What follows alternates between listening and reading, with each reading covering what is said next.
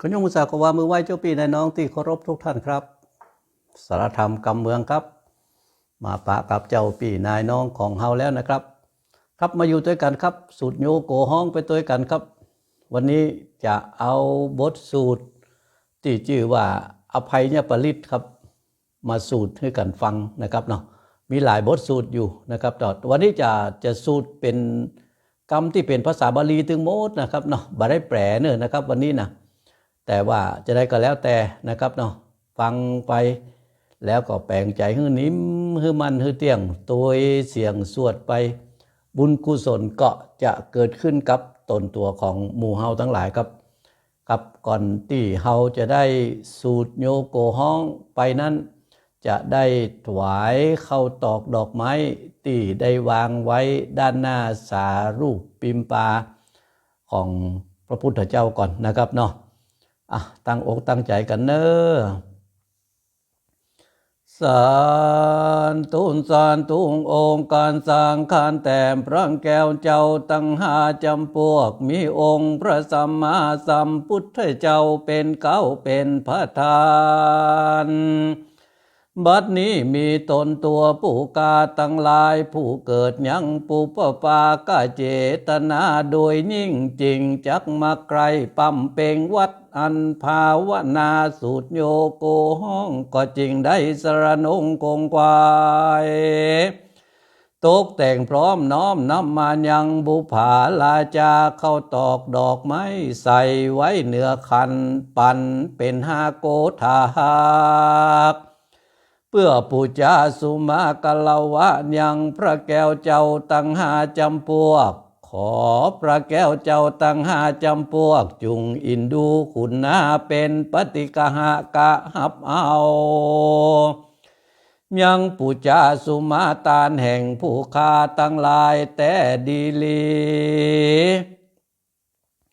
ปุญญาลายสีเนื่องนี้ขอจุงเป็นปรโมปกตุอุปนิสัยไว้กำจูตนตัวผู้กาตั้งหลายไป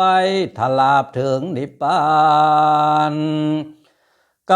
รมผาธนาผู้คาตั้งหลายมีด้วยภาการสันใดขอจุงอุทิศสมฤทธิจุยังจุประการดีลีตั้งแรกแต่นี้ไปปลายนาขอฮือตนตัวผู้กาตั้งหลายได้พ้นจากกังวลอนตรายภัยเนี่ยตั้งหลายได้อยู่ดีกินดีมีตีขาอายุมันยืนยาวฮือได้ตั้งตนตัวอยู่กำจูปูจาศาสนาพระพุทธเจ้าไปเสียงจิลการยาวนานแต่จุงจักมีดีลีเตออิมินาปุปบุภาลาจาปุจากลวตานังนิปานังปะละมังสุขัง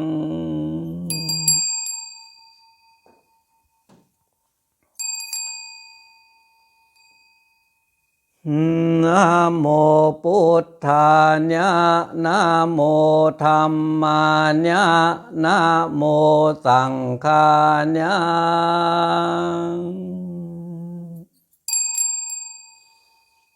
นะโมอันว่าอันไว้เมแห่งข้าอัตถุจุงมีพุทธายะแก่พระพุทธเจ้าเตอนะโมอันว่าอันไว้เมแห่งข้าอัตถุจุงมีธรรมายะแก่พระสัทธรรมเจ้าเตอนะโมอันว่าอันไว้เมแห่งข้าอัตถุจุงมีสังฆายะแก่พระสังฆเจ้าเตอ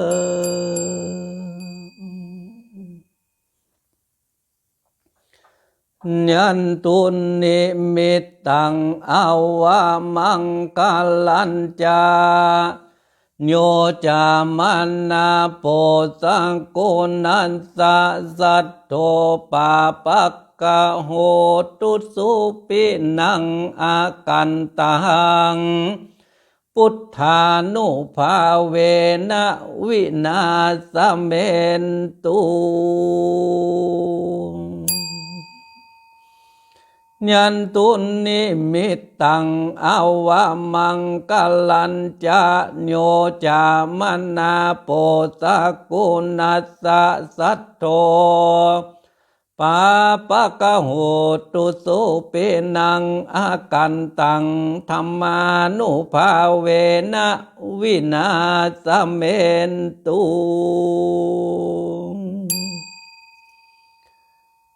ยันตุนิมิตตังอาวะมังกลัญจะโยจามนาโปสกุณัสสะสัทโธปาปะกะโหตุสุปินังอากันตังสังฆานุภาเวนะ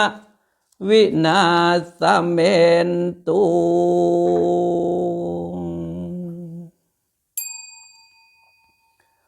จะยันโตโพธิญามูเลสักยะนังนันติวัตตโนเอวังตวังวิเจโยโหตุจัญญสุจัญญมังคะเลอปลาจิตปัลลังเกสีเสปันตาวิโปคะเลอภิเสเกสัพพุทธานังอัคคปโตปโมตติ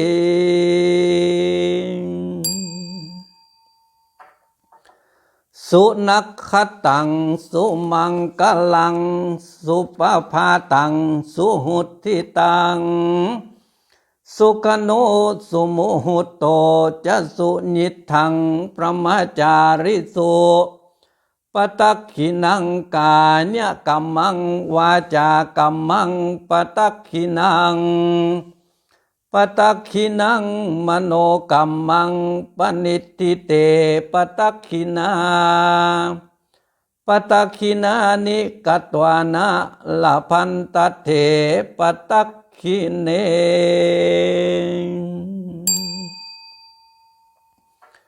เตอัตถลัทธาสุขิตาวิลุลหาพุทธศาสเนอโรคาสุขิตาโหตุสหสเปหิญาติปิ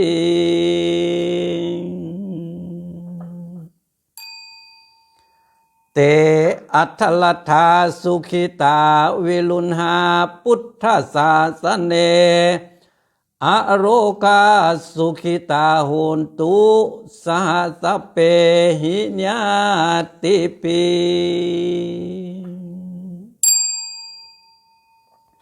เตอัตถลัทธาสุขิตาวิรุณหาพุทธศาสเนอโรคาสุขิตาโหตุสหสเปหิญาติปิสักกตวาพุทธรัตนังโอสถังอุตมังวรังหิตังเตวมนุสสานังพุทธเตเจนะโสทินานัสสันตุปัทวาสเปตุขาวูปสเมนตุโนสักกตวาธรรมรัตนังโอสถังอุตมังวรังปริลาหูปสมนังธรรมเตเจนะโสทินานัสสันตุปัทวาสเปพญาวูปสเมนตุโนสักกตวาสังขรัตนังโอสถังอุตมังวรังอาหุไนยังปาหุไนยังสังคเตเจนะโสทินานัสสันตุปัทวาสเปโลกาวูปสเมนตุโน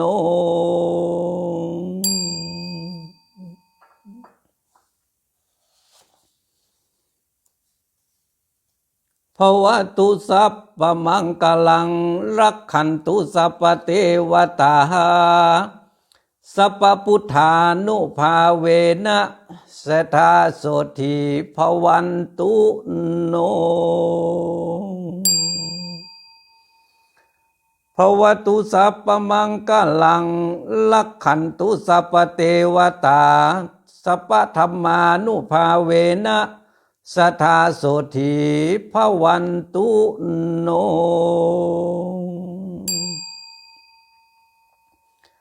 ภวตุสัพพมังกลังรักขันตุสัพพเทวตาสัพพสังฆานุภาเวนะสัทธาโสธีภวันตุโน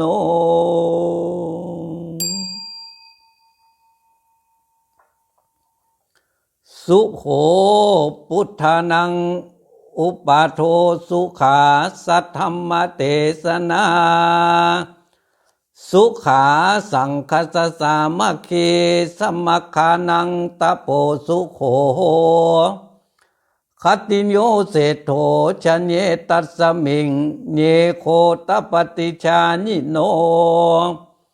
วิจาจลนะสัมปันโนโสเศโธเทวมนุษเสติวาตปฏิอาทิโจรติมาภาติจันทิมาสันนัทโธคติโยตปฏิชาญิตปฏิพรามโนอัทสปมโหลตังพุทโธตปฏิเตจสาอโลกยะปลมาลาภาสันตุถีปลมังทานังวิสสาสาปลมาญาตินิพพานังปลมังสุขัง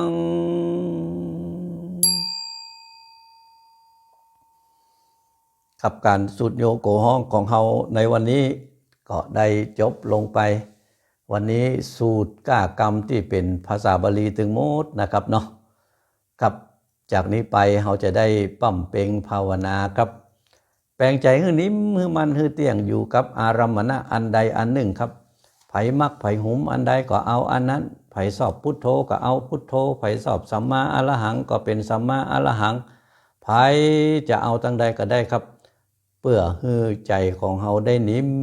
ได้มันได้เตี้ยงเชิญชวนเจ้าปี่นายน้องของเฮาได้ปั้มเป่งภาวนากันได้แล้วครับ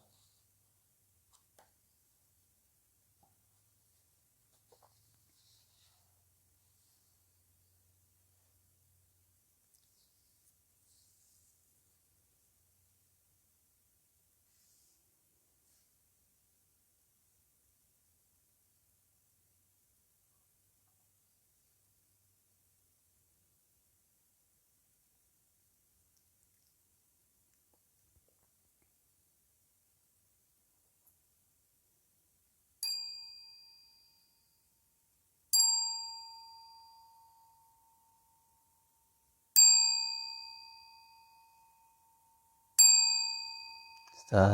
ธุสาธุผู้ข้าทั้งหลายปั้มเป่งภาวนามาพอสมควรแก่เวลาขอยกยอไว้เหนือหัวก่อนแลลำดับจากนี้ไปเฮาจะได้อธิษฐานส่วนบุญที่เฮาได้ปั้มเป่งมาเพราะว่าจะเป็นบุญศีลบุญทานบุญภาวนาขอบุญทั้งหลายเหล่านี้ทรงยู่ให้ตนตัวหมู่เฮาเจ้าข้าทั้งหลายได้เข้าถึงความสุขขอ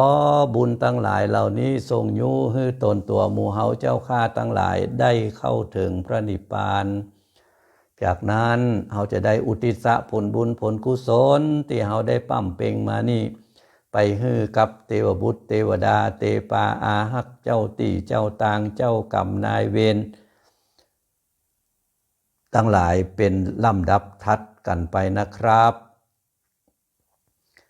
นิมังตานะกัมมังนิปานะปัจจโยโหตุโนนิจจังอิมังศีละกัมมังนิปานะปัจจโยโหตุโนนิจจัง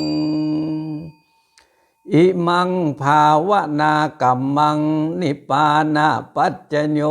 โหตุโนนิจจัง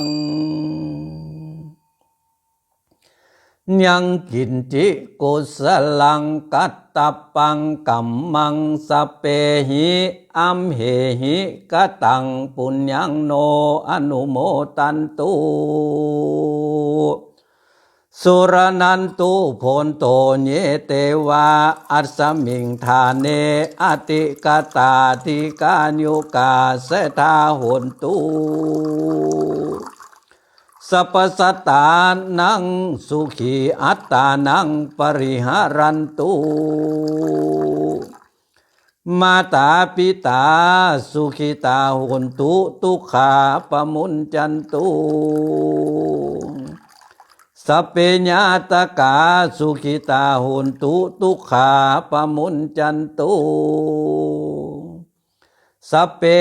อัญญาตกาสุขิตาหนตุทุกขาปมุญจันตุ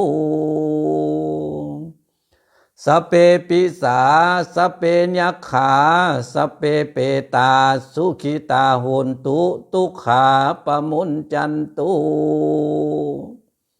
สัพเพนัคขตาสุขิตาหนตุทุกขาปมุญจันตุสัพเพเทวาสุขิตาหนตุทุกขาปมุญจันตุสัพเพอาจลินุปัจจายญาสุขิตาหนตุทุกขาปมุญจันตุสัพพสัมปัตติโยสมิจจันตุโว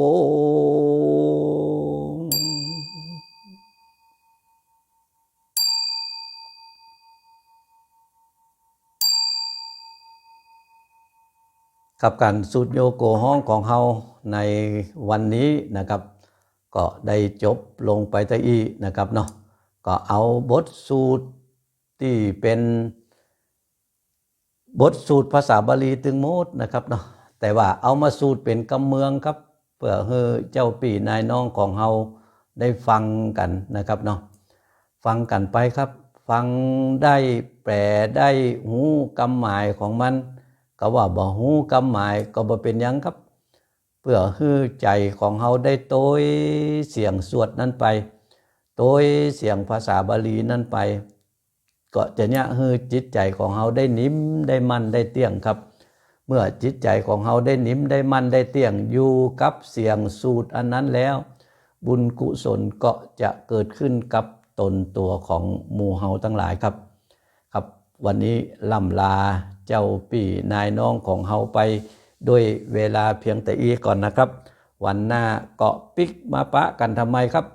โชคดีมีใจเป็นของเจ้าปี่นายน้องเฮาจูผู้นายคนครับสวัสดีครับ